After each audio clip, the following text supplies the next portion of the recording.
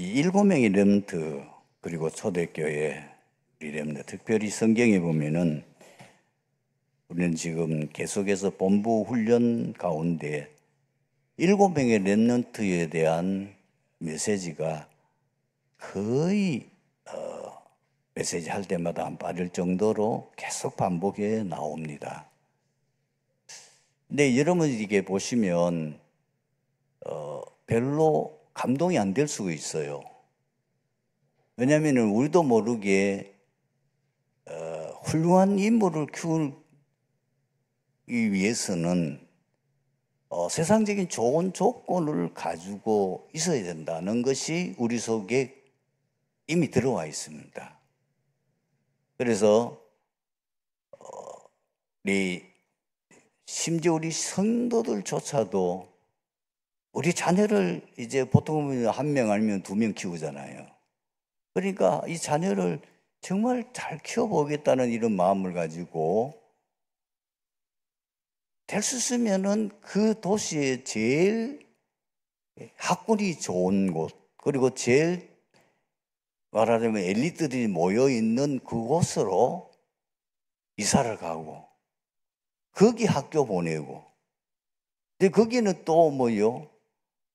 학원이 있는데 돈도 많이 줘야 되지만은 거기는 인류 강사들이 막 내노라는 이런 강사들이 거기에 이제 실력 있는 강사들이 있으니까 거기 자기 아이들을 이제 학원에 보내면은 실력도 올라가고 그렇게 해서 이 아이가 앞으로 거기서 제대로 하면은 이제 인류대학 가고 뭐 그러면 나중에 뭐 이제 성공할 거다.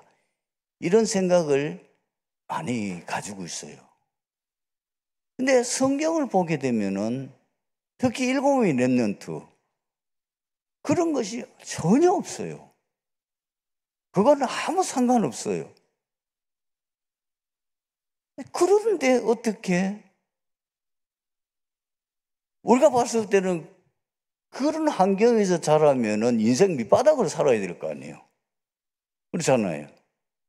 그런 환경에서 자라면은 거기가 뭐 제일 낮은 이 하류층에서 제대로 뭐 배경도 없고 공부도 못하고 공부할 수 있는 여건도 안 되는 이런 환경에서 자라는 그 렘넌트가 세상 사람 원리로 말하면은 정말로 인간 구실도 못할 정도로 그렇게 살다가 인생을 가야 될 건데 세상 엘리트를 뛰어넘는 그야말로 영적 서밋이고 세상을 살리는 재앙을 막는 서밋으로 그 사람들이 한 생을 응답받고 살았다고 말이에요.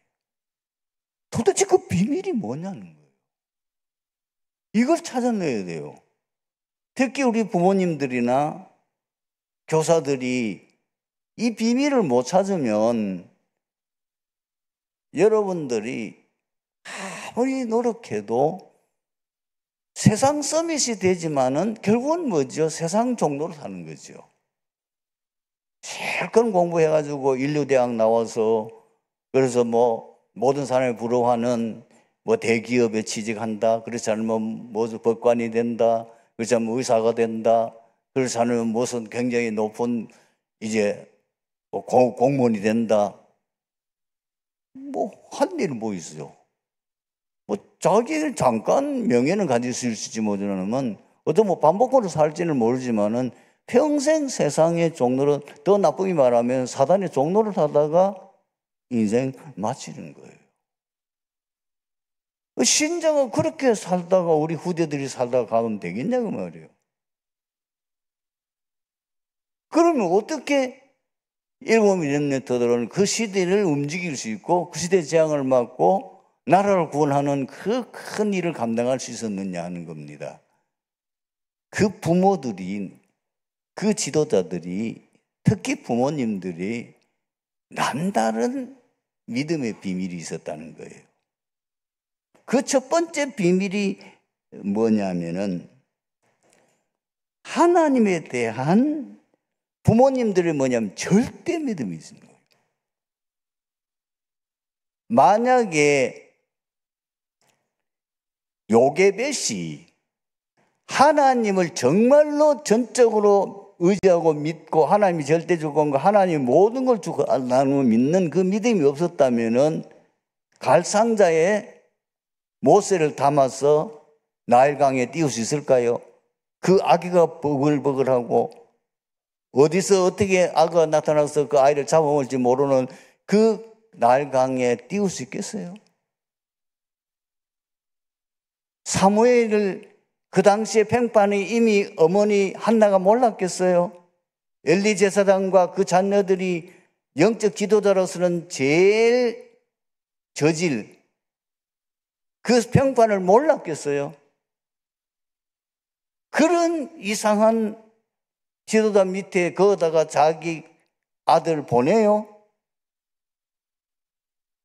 하나님의 절대는 믿음이 아니면은 보낼 수 없는 거죠. 이겁니다. 여러분들이 뭘 가져야 되느냐? 하나님은 지금도 살아계시고 우리와 함께 하시고 인간의 생사하복을 정하시고 하나님은 지금 살아서 역사하시는 하나님. 그분은 능치 못하시는 하나님, 창조주 하나님, 전능하신 하나님. 정말 믿고 정말 그 믿음 가지고 기도해 보세요. 이게 보통 아니에요. 다윗이 사울을 죽이시는 기회도 있었지만 끝까지 사울을 건드리지 않아요. 왜? 하나님의 절대 믿음이 있으니까. 하나님이 나를 왕으로 세웠어. 언젠가는 모르지만 나는 왕이 되고 또 사무엘 선지자를 통해서 이미 언약도 잡았어. 성전 건축. 아무도 자기를 못 죽여. 아무리 사울이 자기를 죽이려 해도 자기를 죽일 수 없다는 거 알았어. 하나님의 절대 믿음. 이것이 렘넌트 7명의 부모들은 달랐어요. 렘넌트 7명의 키운 지도자들은 달랐어요. 사실 이 믿음이 다예요. 정말 하나님 믿느냐 말이에요. 지금 정말 살아서 역사하신 하나님 정말 믿느냐 말이에요. 아마 그러면 여러분들이 모든 부분이 달라질 수밖에 없죠. 하나님 지금도 말씀을 성취하고 하나님의 말씀을 반드시 성취된다. 그러면 우리는 말씀만 붙잡으면 되잖아요. 하나님의 역사는 어떤 때라냐면 실천할 때에 하나님의 역사가 일어난다는 겁니다. 많은 성도들이 그동안에 메시지를 들었기 때문에 지식으로는 알고 있어요. 달달해. 복음 얘기하면 모르는 게 아니에요. 하나님이 어떤 분이냐 물으면 잘 대답해요. 그런데 실제로 안 믿어. 막상 딱 상황 당하면은 실천 안 해요. 그거는 사실 지식의 믿음이고 아무 역사가 안 일어나요. 요단강에 제사장의 발이 물에 잠겨야 요단강이 갈라지는 거예요. 아무리 해도 안 돼. 모세가 들고 있는 그 지팡이 홍해를 가리켜야 그때 역사가 일어나는 거예요. 말씀의 순종. 정말 하나님의 절대 주권과 하나님의 절대 하나님을 믿는다면은 그 하나님을 믿는 그 믿음으로 내가 실천하고 순종하는. 사실 이게 전부예요. 7의 렘넌트는 그 믿음이 있어요. 그렇기 때문에 하나님이 모세를 보호한다. 앞으로 이 모세는 이 민족을 구원할 지도자로 하나님 나를 부르셨다. 그러기 위해서는 왕국으로 가야 된다. 그리고 믿고 진짜 하나님 믿고 뛰었잖아요. 하나님 그 다음부터 책임지잖아요. 그게요. 사실 단순하지만은 이 믿음이 없는 이게 보통 은혜가. 두 번째는 뭐냐면은 모든 것이 하나님의 은혜로 된다는 거예요. 우리가 어떻게 구원받았냐? 하나님의 은혜로. 우리가 어떻게 복음을 깨달았냐? 하나님의 은혜. 하나님의 은혜 아니면 복음 깨달을 수 없어요. 특히 성경에 나오는 지금 영적인 이 메시지 비밀들은 하나님의 은혜 아니면 깨달아지지 않아. 우리 렘넌트를 누가 키워야 되느냐? 하나님이 키워주세요. 하나님의 은혜 주셔야 돼요. 그래서 여러분들이 기도할 건 하나밖에 없어요. 하나님께서 이 렘넌트를 책임지시고 은혜 주셔서 이 시대에 7명의 렘넌트처럼 하나님 앞에 쓰임받는 인물이 될 수 있도록 은혜를 주시고 인도해 주시고 축복하옵소서. 여러분, 고린도전서 15장 10절에 바울이 뭐라고 고백했어요? 나의 된 것은 하나님의 은혜로 된 것이니 내가 모든 사도보다 더 많이 수고하였으나 내가 아니요 나와 함께 하신 하나님의 은혜로라. 은혜 받아야 돼요. 하나님의 은혜라 해야 돼요. 그래서 우리는 날마다 하나님 주신 은혜 하나님께 영광 돌리고 하나님 은혜에 감사하고 이런 마음이 여러분 정말로 필요합니다.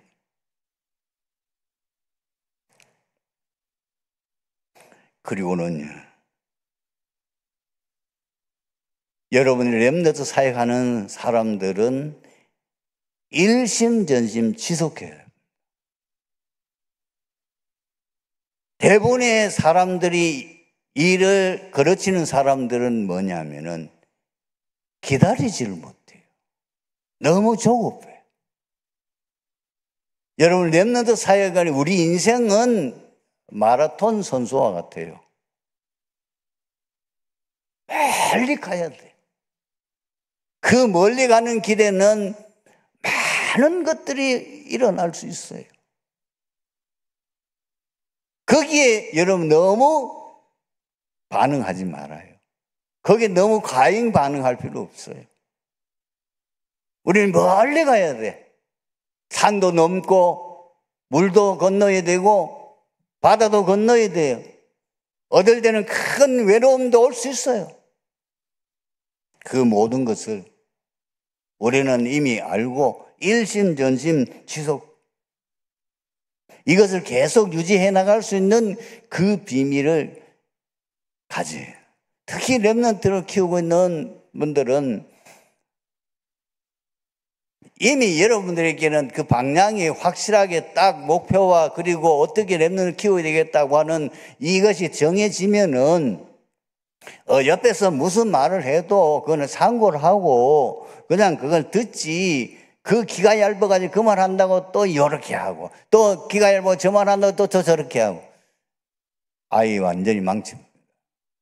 그러니까 딱 마음 중심 가지고 항상 철저하게 말씀 인도 따라서 하나님의 말씀 따라 기도하며 지 일심전심 지속하여 나가야 그게 뭔가가 어느 시점 되면은 안 되는 것 같던데 많은 세월이 지나고 오면은 완벽하게 응답이 와 있는 것을 보게 되잖아요.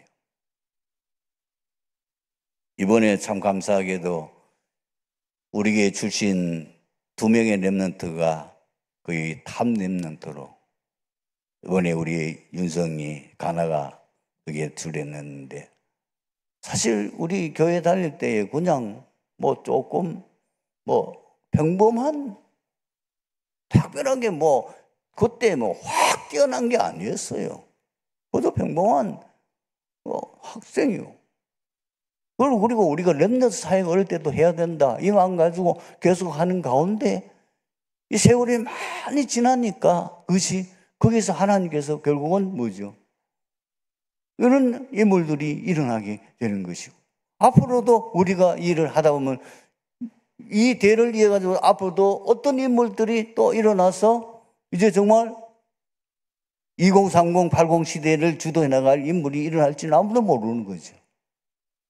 그 일심여심 지속하는 거예요. 사마리아 수가성 동네에서 사역을 마치신 예수님께서 갈릴리에 오셨습니다. 왜냐하면 아직 가실 일이 많이 있기 때문입니다.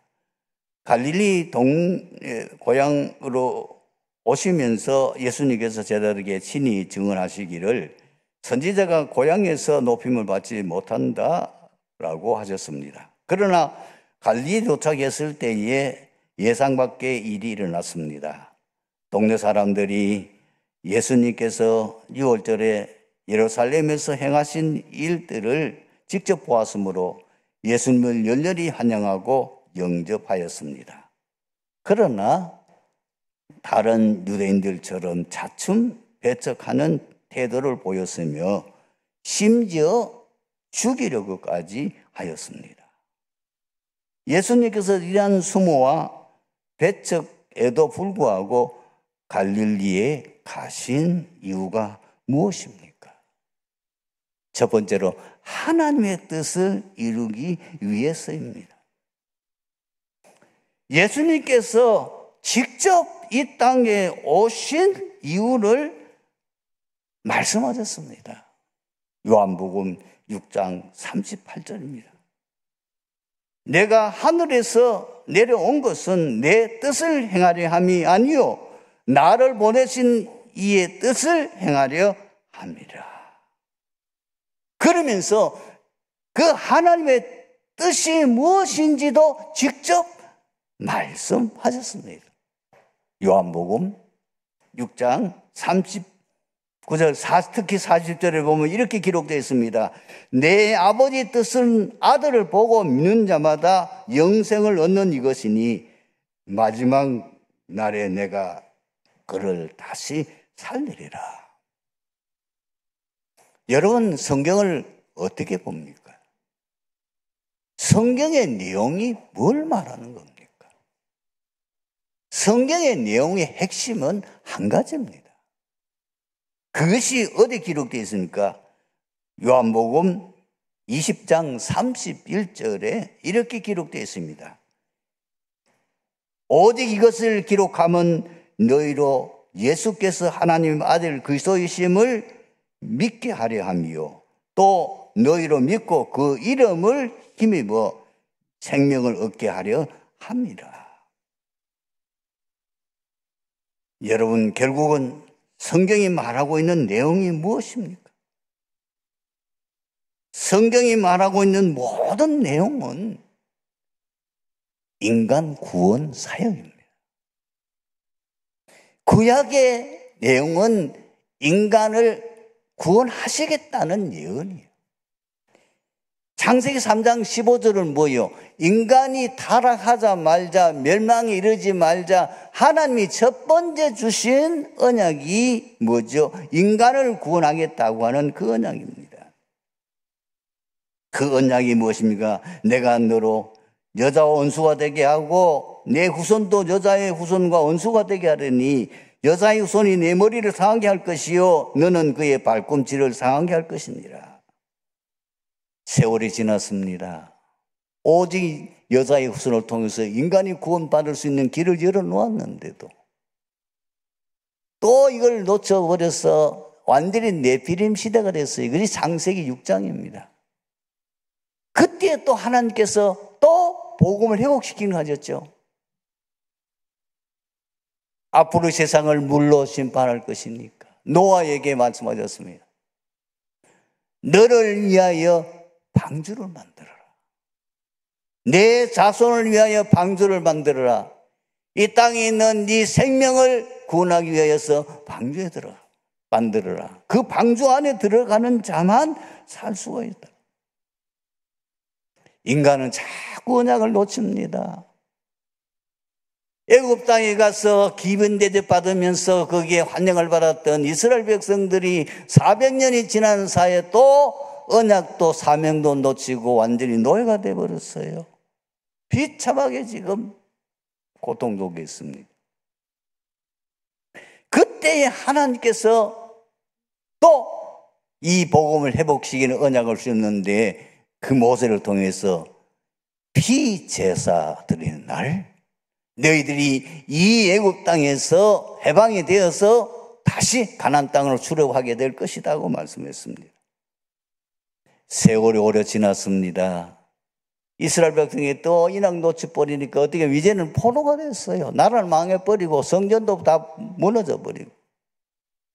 그때 또 주신 말씀이 또 복음입니다. 보라 처녀가 잉태하여 아들을 낳으리니 그 이름을 임마누엘이라 하리라. 신약은 뭐냐? 그 구약에 약속한 그 말씀이 성취된 것을 기록한 데 특히 사복음서가 그 내용입니다. 마태, 마가, 누가, 요한복음은 인간의 구원자 바로 그 그리스도가 구약에 예언하고 약속한 대로 아브라함의 혈통을 타고 그리고 다윗의 혈통을 타고 이 땅에 오셨다. 그거를 성경을 가지고 구체적으로 다 증거하는 내용이 바로 신약 성경 사복음서입니다. 그 나머지는 뭐냐? 실제로 그 믿고 구원받은 사람들의 역사가 사도행전이요. 그 나머지는 그 세워진 교회들을 통해서 주신 메시지. 제일 마지막 앞으로 세상이 어떻게 될 것이냐, 그걸 기록한 것이 요한계시록입니다. 이미 성경은 뭐죠? 완벽하게 처음과 마지막이 다 나와 있어요. 우리 예수 믿는 사람, 안 믿는 사람 다 이 땅을 떠나는 날 내세로 가게 됩니다.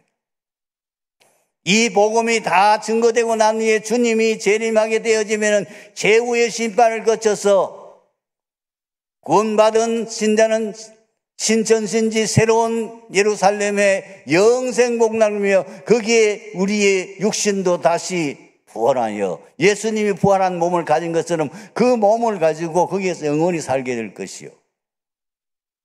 예수를 믿지 않으므로 구원받지 못하고 문제 해결을 받지 못한 사람은 영원한 이 육신도 살아서 부활해가지고 영원한 불못에서 고통을 당한다. 그것이 성경의 결론입니다.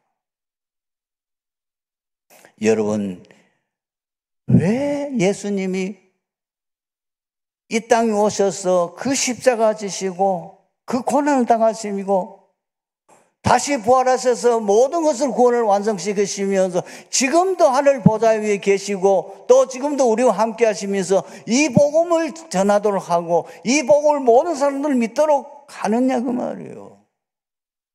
이 복음 아니면은 절대로 영원한 멸망에서 구원받을 수 없기 때문이에요. 여러분 인생은 복잡한 게 아닙니다. 너무 간단합니다.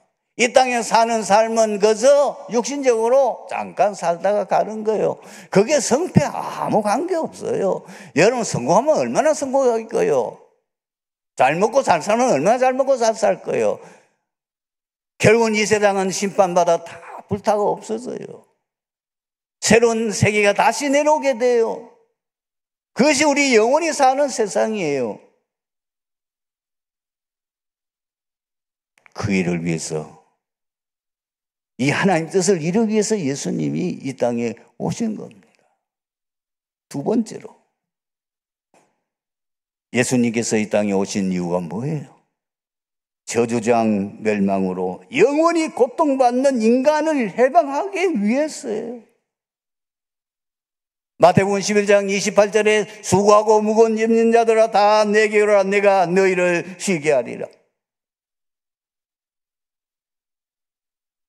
성경은 기록하고 있습니다. 이 땅에 사는 사람들이 얼마나 비참하게 살고 있는지 마태복음 9장 35절에서 36절을 보면은 예수님께서 현장에 사역하는 그 모습을 기록한 거기서 인생의 모습이 나오지요.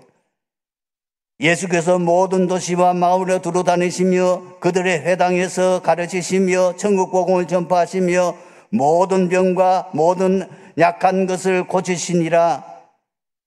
그리고 뭐라고 합니까? 무리를 보시고 불쌍히 여기시니 그들이 목자 없는 양과 같이 고생하며 기진함이라. 이게 인생의 모습입니다. 그래서 예수님은 이 인간을 구원하기 위해서 이 원인이 어디인지는 우리는 이미 알고 있습니다. 많은 사람들이 지금 육신의 질병으로, 마음의 병으로, 정신병으로, 그리고 영적인 병으로, 귀신 들린 병으로 고통당하고 있습니다. 이 땅에 많은 사람들이 지금 가난 속에 고통당하고 있습니다. 많은 사람들이 지금 세상의 노예 보로 속고, 그렇지 않으면은 사단의 노예 속고 유리방황하는 인생 살고 있습니다.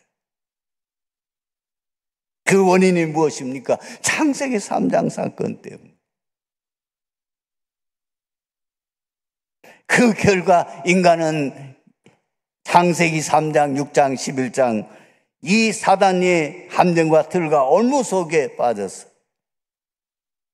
이 근본 문제 세 가지, 하나님을 떠나 죄를 짓고 완전히 지옥 백성이 되어서 영원히 고통받는 마귀 자녀된 우리는 다른 것은 해결할 수 없어요. 무슨 방법으로 사단의 손에서 건져내겠어요? 사단을 돈 주면 고마워요? 무슨 방법으로 지옥 백성을 거기서 구해낼 수 있어요? 사람의 방법으로 할 수 있다면은 예수님이 이 땅에 오실 이유가 없죠. 그리스도 오실 이유가 없는 거예요. 이거는 인간이 해결할 수 없기 때문에 예수님께서 절대 불가능하기 때문에 하나님이 그리스도를 보내신 것입니다. 그분이 오셔서 하신 일이 뭐예요?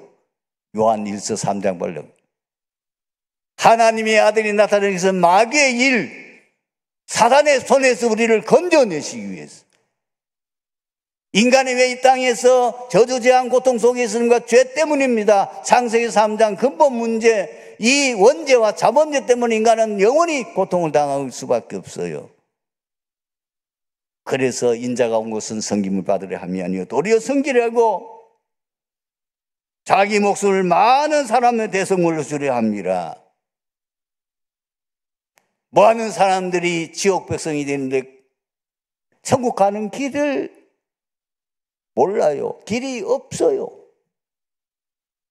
그래서 예수님이 천국 갈 수 있는 길을 친히 여셨은 겁니다. 내가 곧 길이요 진리요 생명이니 나로 말미암아 정한 아버지께로 올 자가 없느니라. 어떻게 하면 됩니까? 이 예수가 그리스도라는 사실, 우리 모든 문제를, 우리 과거, 현재, 미래, 하나님 만나는 길, 우리 이 사단의 문제, 지옥 문제까지 다 해결했다는 그 사실, 그리스도가 해결했다는 그 사실을 믿기만 하면 돼요. 하나님이 세상을 이처럼 사랑하사 독생자를 주셨으니 저를 믿는 자마다 멸망치 않고 영생을 얻게 하려 하심이라. 바울은 구약성에 있는 예언의 말씀을 인용해서 그가 고백하고 있지요. 로마서 1장 16절에 내가 복음을 부끄러워하지 아니하노니 이 복음을 모든 믿는 자의 구원을 주신 하나님의 능력이 됨이라. 그리고 고린도서 1장 18절에도 이렇게 말씀합니다. 십자가의 도가 멸망하는 자에게는 미련한 것이요 구원을 받는 우리에게는 하나님의 능력이라. 세 번째는 성경 말씀을 이루기 위해서 예수님이 이 땅에 오셨습니다. 누가복음 24장 26절에서 27절 보게 되면은 부활하신 후에 예수님께서 엠마오로 내려가는 제자들을 만나게 됩니다. 이 엠마오로 내려가는 제자들은 예수님이 부활한 사실을 알고도 그것이 믿어지지 않아서 낙심하여 자기 이제 고향으로 내려갑니다. 거기에 지금 예수님이 나타나셔서 그 제자들에게 말씀하십니다. 거기서 어떤 내용이 나옵니까? 참으로 놀라운 말씀이 그 내용 속에 나오고 있지요. 이르시되 그리스도의 고난을 받고 새3이 살아나냐 할 것과 그게 말씀에 보면은 이런 말씀이 있습니다. 25절에 이르시되 미련하고 선지자의 말을 아는 모든 것을 더디 믿는 자여 그리스도께 이런 고난을 받고 자기의 영광에 들어가야 할 것이 아니냐 하시고 이에 모세와 모든 선지자의 글로 시작하여 모든 성경에 쓴 바 자기에 관한 것을 자세히 설명하시니라. 성경은 누구에 대한 기록입니까? 예수 그리스도에 대한 기록이에요. 예수님께서 부활하시고 난 이후에 또 제자들에게 나타났는데도 불구하고 역시 제자들이 믿지 않습니다. 그래서 44절 말씀에서 보게 되면은 역시 거기도 기록되어 있지요. 또 이르시되 내가 너희와 함께 있을 때에 내가 너희에게 말한 바 모세의 율법과 선지자의 글과 시편의 나를 가려 기록한 모든 것이 이루어져야 하리라 하는 말씀을 이것이라 하시고 이에 그들의 마음을 열어 성경을 깨닫게 하시고 예수님은 이 땅에 오신 이유가 구약에 예언되어 하나님의 말씀을 이루기 위해서 오셨습니다. 뿐만 아닙니다. 사도들과 바울도 이에 대해서 증거를 했습니다. 마태복음 4장 13절에 14절 말씀에 보면은 나사렛을 떠나 스불론과 납달리 지경 해변에 있는 갈릴리에 가서 사시니 이는 선지자 이사야에 통하여 하신 말씀을 이루려 하심이라. 사도 바울도 고린도전서 15장 3절 4절에 이렇게 말씀하고 있습니다. 내가 받은 것을 먼저 너희에게 전하노니 이는 성경대로 그리스도께서 우리 죄를 위하여 죽으시고 장사진마대에 하셨다가 성경대로 사흘 만에 다시 살아나사. 여러분들이 조그만 관심을 가지고 성경을 그쪽 관점에서 한번 보세요. 구약 성경은 사실 뭐에 대한 기록이냐? 오실 그리스도는 어떤 가문을 통해서 오신다. 오실 그리스도는 어떤 혈통을 타고 태어날 것이다. 이것이 여러 곳에 흩어져 있기 때문에 여러분이 산만할 수 있습니다. 그러나 그걸 다 모아보면은 예수님께서 아브라함의 가문, 그리고 다윗의 혈통, 그리고 또 베들레헴에서 출생, 그리고 이 지상에서 어떤 일을 할 것인지까지 세밀하게 나와 있고요. 어떤 사역을 하실지도 말씀하고 있고, 그리고 그분이 어떻게 죽으실 것과 어떻게 부활하실 것까지도 성경에 이미 다 구약성에 예언되어 있는 겁니다. 그 말씀을 성취하기 위해서 예수님이 이 땅에 오신 것입니다. 결론입니다. 오늘 말씀의 결론. 성도가 신앙생활을 가장 잘하는 비결이 무엇입니까? 정확한 하나님의 뜻과 계획을 아는 거예요. 하나님의 뜻과 계획이 무엇입니까? 여러분, 정말 이제는 제대로 우리 인생 살다가 가야 됩니다. 우리가 여러분 잘한다고 잘하는 것이 큰 일만 하다가 갈 수 있어요. 별 가치 없는 일만 하다가 오래 갈 수 있어요. 가장 하나님이 원하시는 게 뭐예요? 디모데전서 2장 4절. 하나님은 모든 사람이 구원을 받으며 진리를 아는 데 이르기를 원하시느니라. 예수님께서 부활하시고 승천하시기 전에 제자들에게 하신 말씀이 무엇입니까? 237 나라 5천 종족 세계 복음화 그 사명을 우리에게 주시고 그 사명 감당할 것을 말씀하셨습니다. 이것이 하나님 뜻이요 하나님 계획이에요. 그래서 이 하나님이 언약한 말씀을 굳게 잡고 그 말씀에 순종하는 것입니다. 그리고 세밀하게 하나님의 인도를 받는 것입니다. 어떻게 이 하나님의 정확한 계획과 뜻을 알고 하나님 말씀 따라 인도받아 갈 수 있습니까? 그래서 강단 메시지 붙잡고 기도하는 겁니다. 기도하면 하나님께서 우리의 마음에 말씀하십니다. 언제까지 말입니까? 하나님께서 내게 말씀하실 때까지 기다리는 겁니다. 그리고 하나님 뜻이 맞을 때는 우리가 믿음으로 도전하는 것입니다. 이것이 우리의 성도의 삶이요, 우리가 해야 될 가장 중요한 사명입니다. 아버지 하나님, 은혜 감사합니다. 오늘도 우리에게 너무나 귀하고 축복된 시간 주심을 감사합니다. 최고로 하나님 앞에 영광 돌리며 하나님 가장 기뻐한 일에 우리 남은 생에 온전히 드려 헌신할 수 있도록 역사해 주옵소서. 예수 그리스도 이름으로 기도드리옵나이다. 아멘.